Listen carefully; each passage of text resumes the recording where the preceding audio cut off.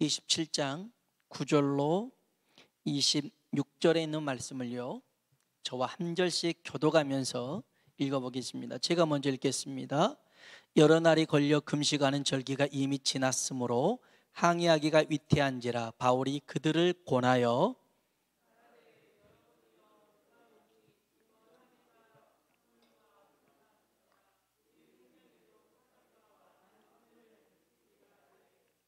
백부장이 선장과 선주의 말을 바울의 말보다 더 믿더라.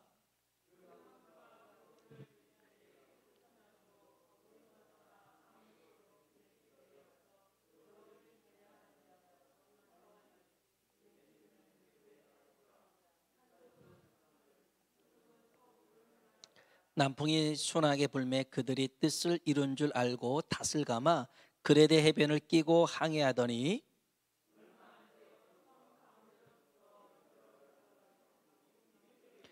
배가 밀려 바람을 맞춰 갈 수 없어 가는 대로 두고 쫓겨가다가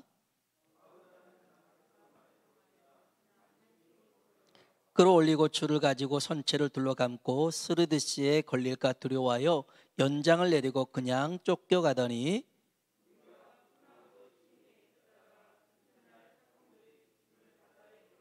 사흘째 되는 날에 배 기구를 그들의 손으로 내버리니라.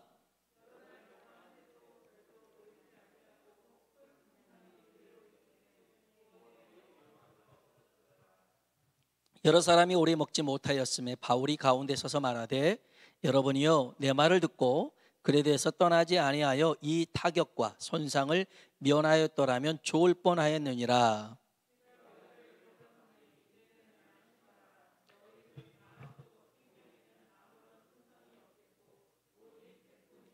내가 속한 바 곧 내가 섬기는 하나님의 사자가 어젯밤에 내 곁에 서서 말하되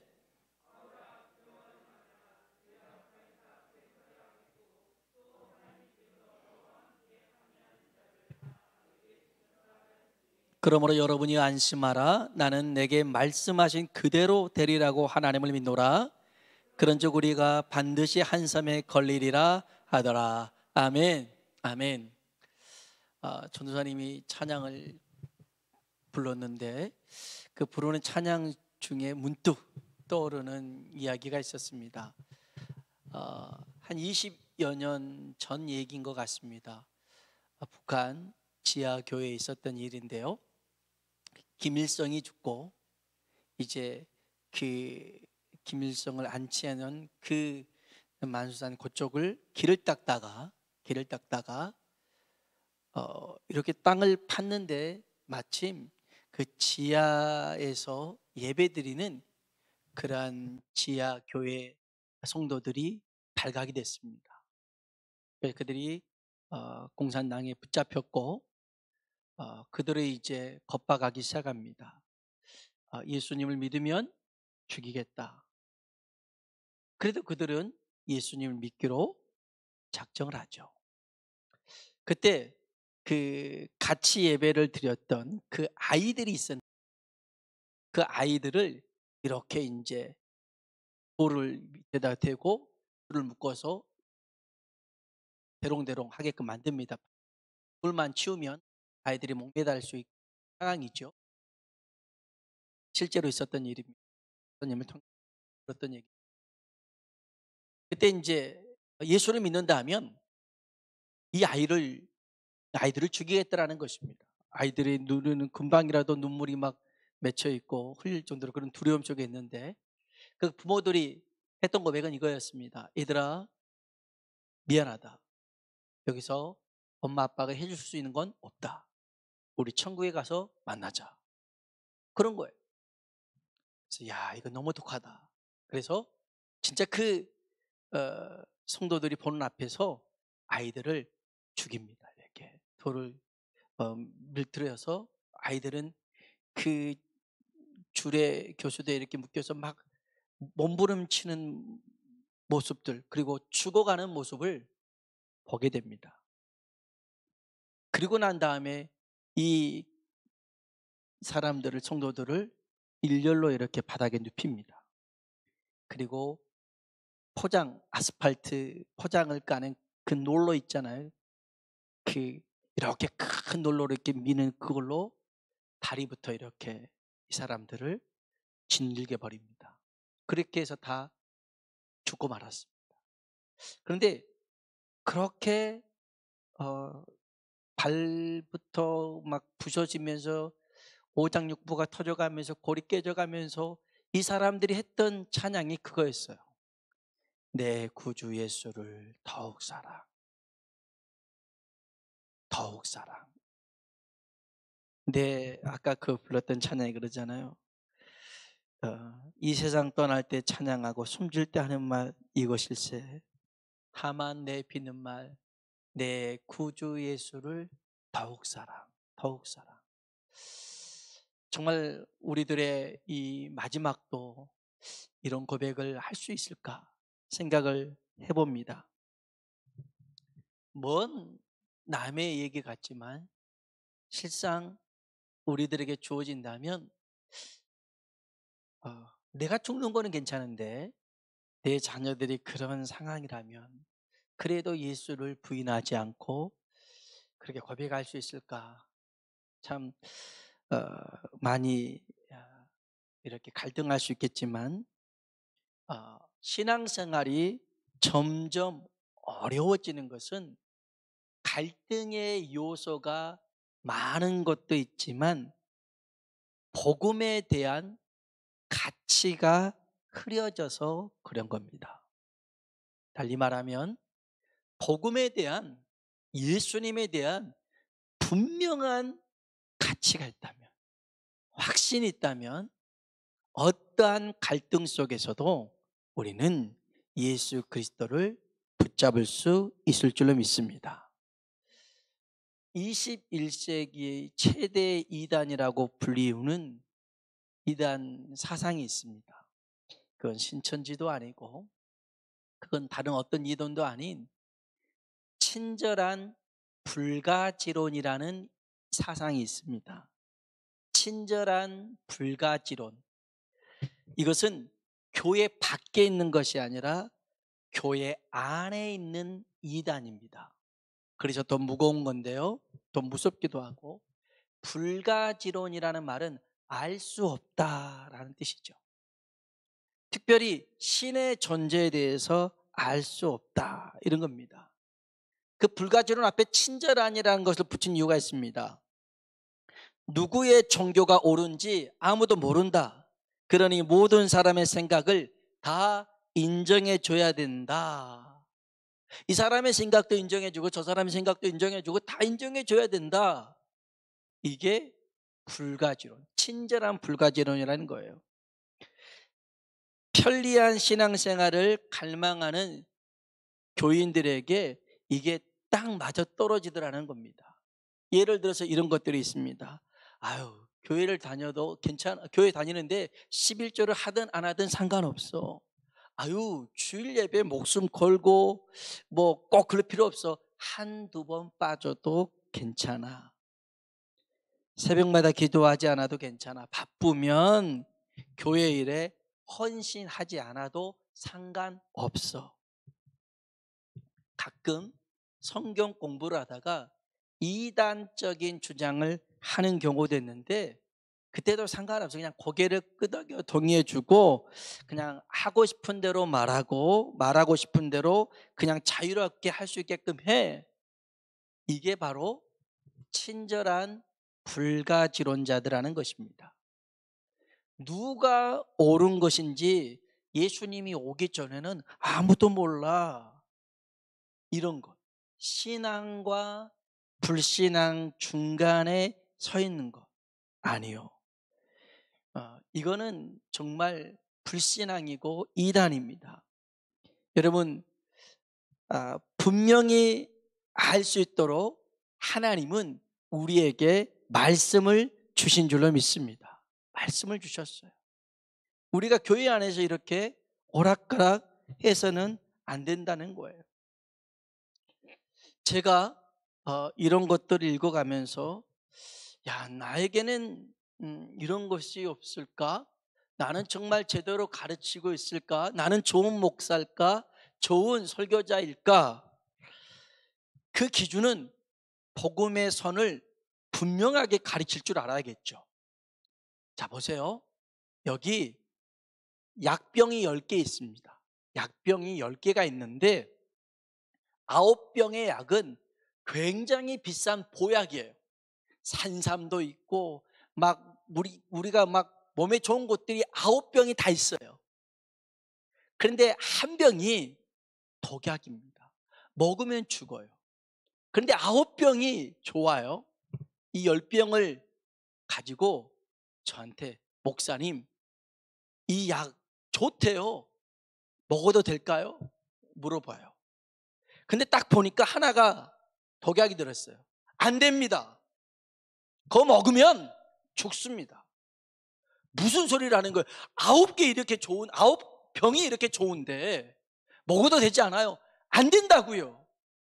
9병이 아니라 100병 중에 99병이 좋아도 단 한 병이 독약이면 먹으면 안 됩니다. 그렇게 말해 주는 목사가 좋은 목사 아닐까요? 먹어보세요. 운 좋게 먹으면 그냥 그것도 뭐 독약도 잘 먹으면 보약 될 거예요. 괜찮아요. 먹으세요. 그렇게 말한 목사가 좋은 목사일까요? 분명히 이게 잘못되어 있고 이게 분명히 이 길이 잘못된 길이고 이 생각이 잘못된 생각이고 이 사상이 잘못됐는데 나머지 9개가 99개가 좋다고 맞다고 괜찮아요 가세요 믿으세요 말한다면 그게 올바른 목회자이겠냐는 거죠. 아니라는 거예요. 아니라는 거예요. 여러분, 우리는 정말 여러분도 알 거예요. 우리의 믿음이 좋을 때는 진리가 또렷합니다. 말씀의 기준이 분명합니다. 누가 뭐라 해도 타협하지 않는 믿음이 있는데 믿음이 약해질 때는 자꾸 이런저런 사정으로 기준을 모호하게 만들더라는 거예요.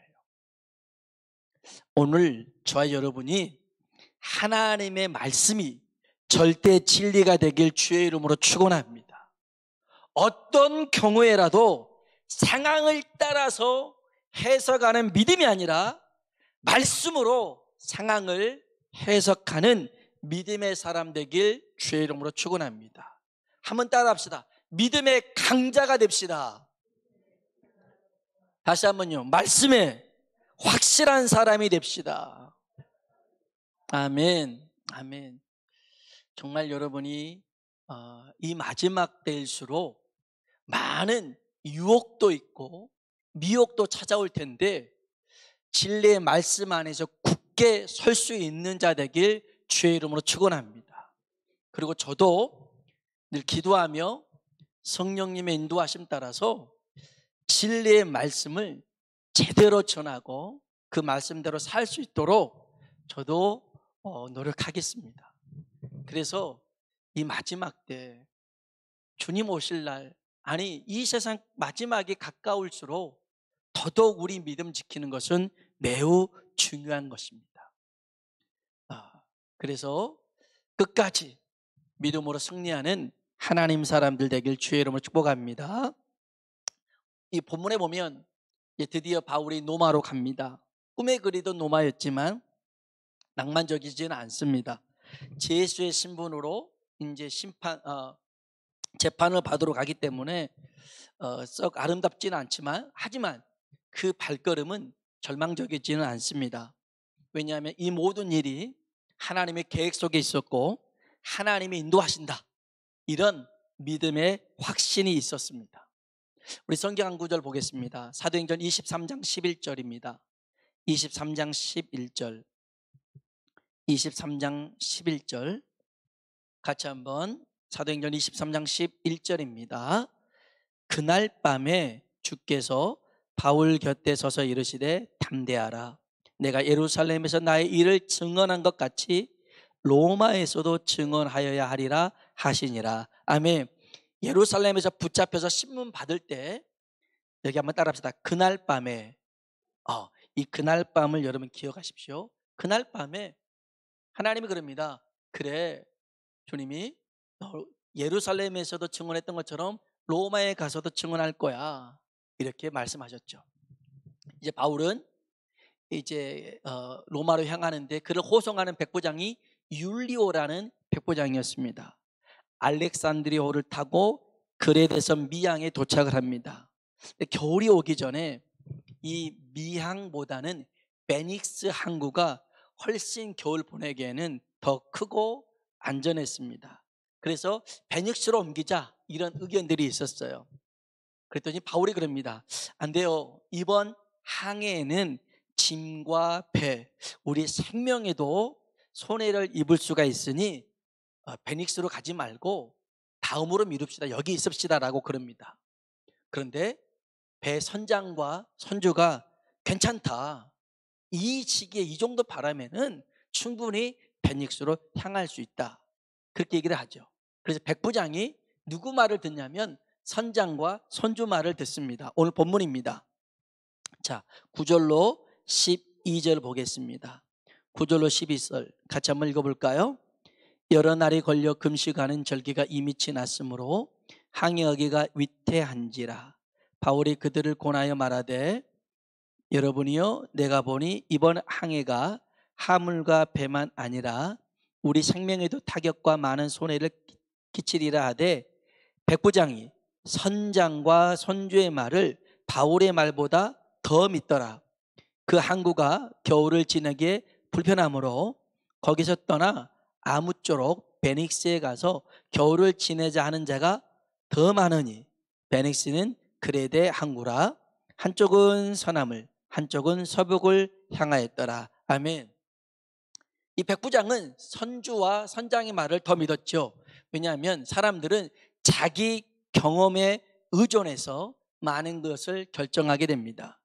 또한 경력과 실력을 의존하는 경향들이 있죠. 특별히 바다에서는요, 선장의 말이 곧 법이고 명령입니다. 바다는 위험 요소가 많거든요. 그래서 바다는 경험자의 말을 들어야 됩니다.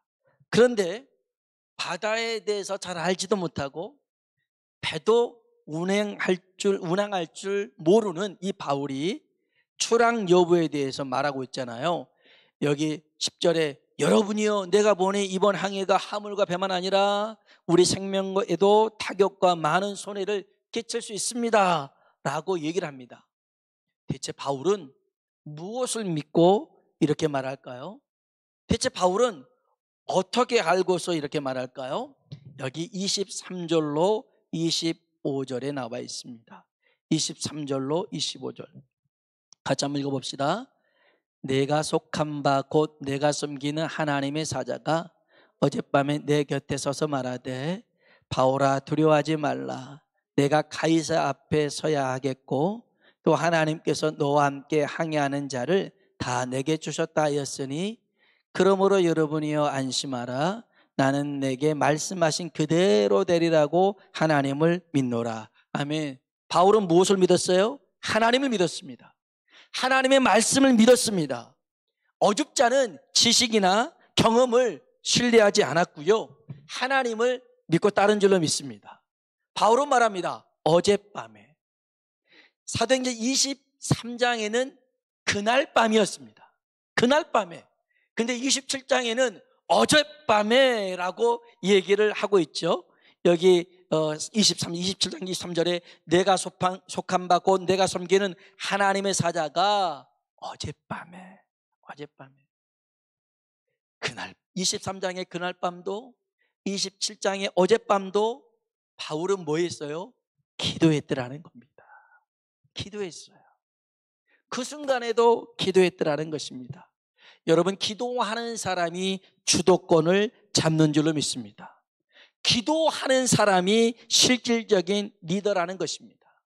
이후에 전개되는 상황을 보면 지 통제권은 백부장에게 없습니다. 선장에게 없습니다. 누구에게 있어요? 바울에게 있습니다.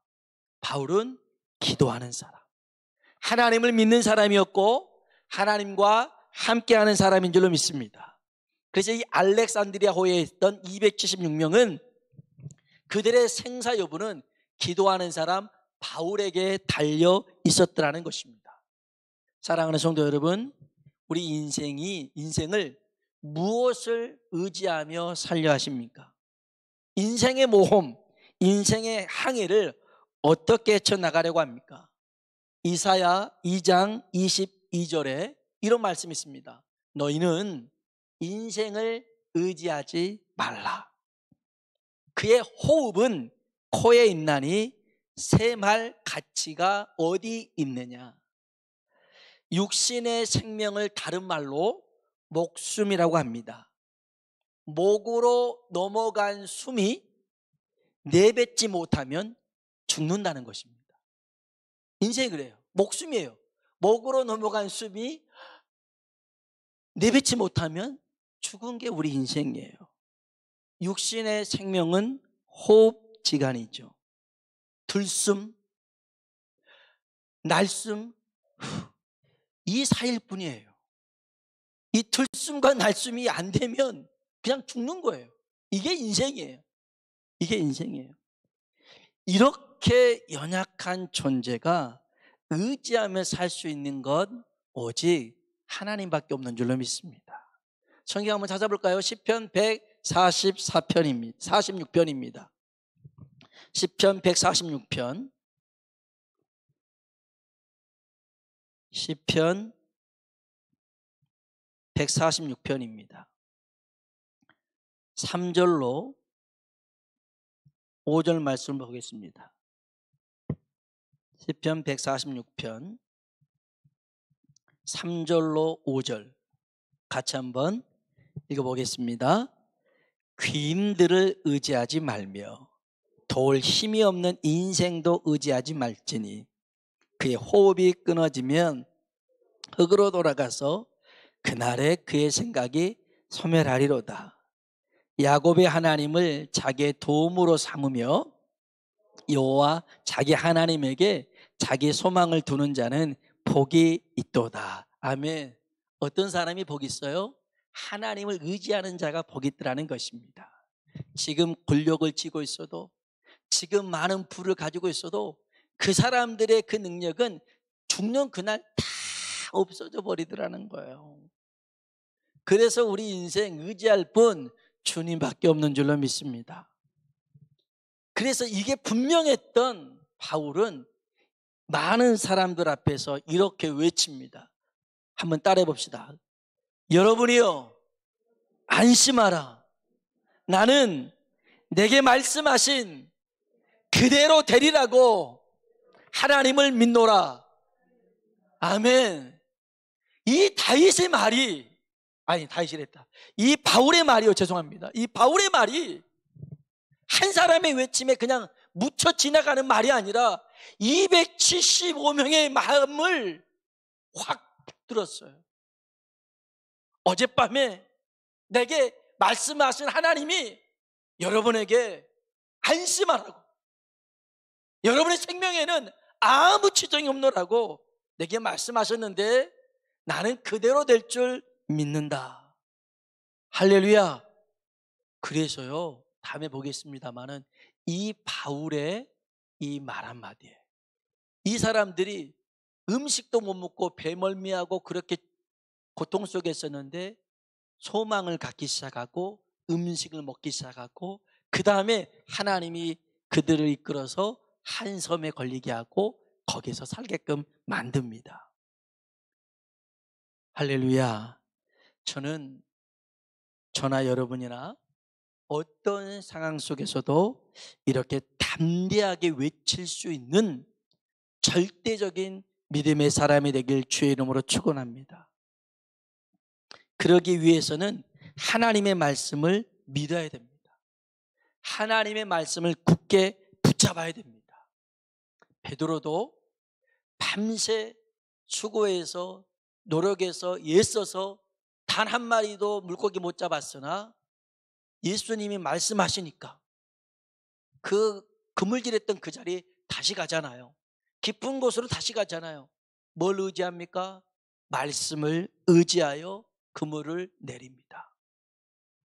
내 지식도 경험도 아닌 말씀 의지합니다.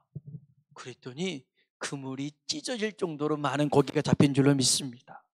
여러분, 정말 하나님을 절대적으로 신뢰하십시오. 갈등의 요소가 많아도 변함없이 하나님의 굳건한 말씀 붙들고 나가십시오. 반드시 이기게 되고 승리하게 될 줄로 믿습니다. 또 하나, 기도의 사람이 되십시오. 기도의 사람. 그날 밤에, 어젯밤에, 그날 밤에도 바울은 기도했고 어젯밤에도 기도했고, 우리 인생에 어떤 밤이 찾아오더라도 그날 밤이든 어젯밤이든 기도하는 사람이 되면 하나님이 세우시고 하나님이 높이시고 하나님이 책임지실 줄로 믿습니다. 밤을 두려워하지 마시고 그 밤에 기도하십시오. 그러면 하나님이 일하십니다. 하나님이 역사하십니다. 그래서 로마로 이 가는 항해는요, 주님의 계획 속에 있었던 일입니다. 아니, 재판받아서 어떻게 될지도 모르는, 물론 로마에 가서 바울은 순교합니다. 그러나 이 모든 여정 가운데 하나님이 함께 하셨죠. 하나님이 일하셨습니다. 그 일 속에 바울은 하나님의 말씀을 굳게 붙잡아서 하나님께 기도해서 그는 하나님께 쓰임받은 존재된 줄로 믿습니다.